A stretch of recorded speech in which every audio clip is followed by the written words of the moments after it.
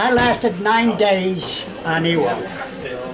I was on Saipan, Tinian, and Iwo Jima. Saipan and Tinian. Well, we'll see you later. Thank you, gentlemen. For everything. Without being hit or anything like that,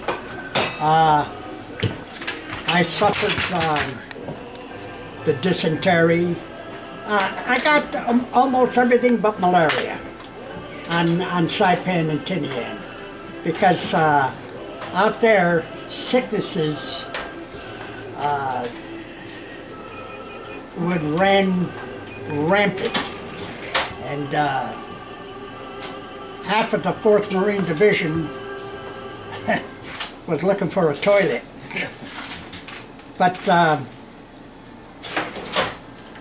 I went through the 2 campaigns without, like I said, without a scratch.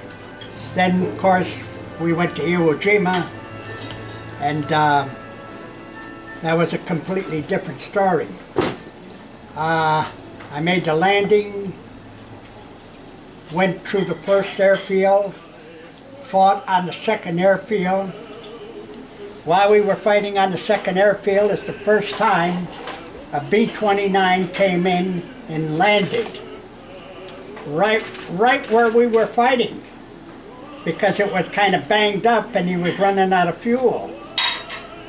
So while he was there, you ought to have seen these guys running around with the 5-gallon cans, pouring the fuel into the tank.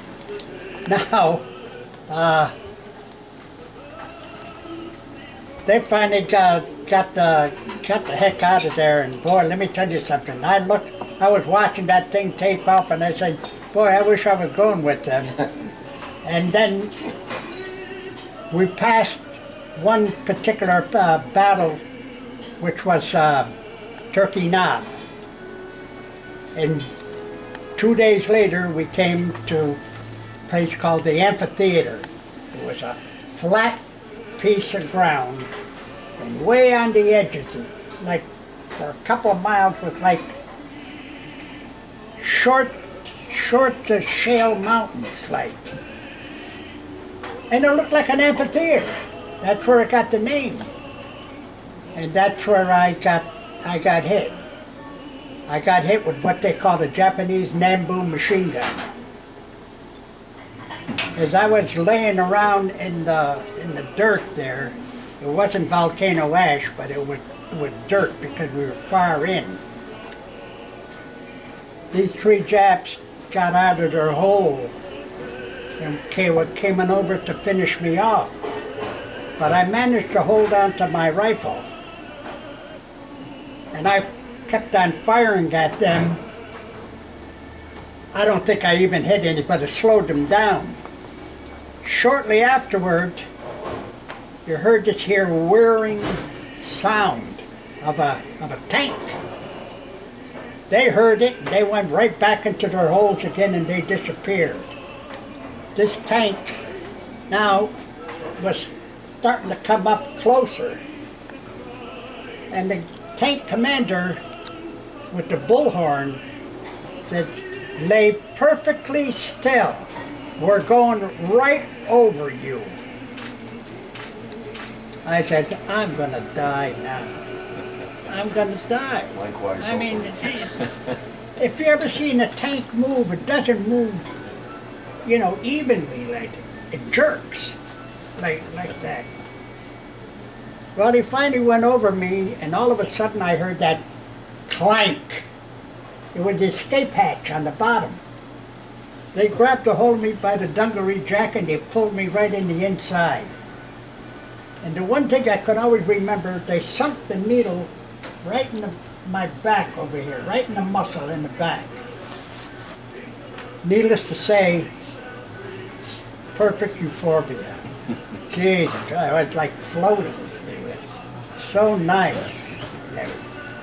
Now the mortars are going off, and this tank has got to get out of there. He gave one blast to this here cave, turned around and went back. Well, they took me to the beach. They got this here shelter half. It was more like a poncho or shelter half, whatever it was.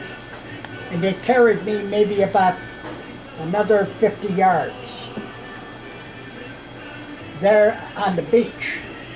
And they laid me down. Now the beach is like this, on an angle. Tier after tier after tier after tier. There were hundreds and hundreds and hundreds of dead and wounded Marines laying there. The moaning, the groaning, and the ones calling for their mothers, calling for God, calling for anything. How I managed to hold it without going off my rocker,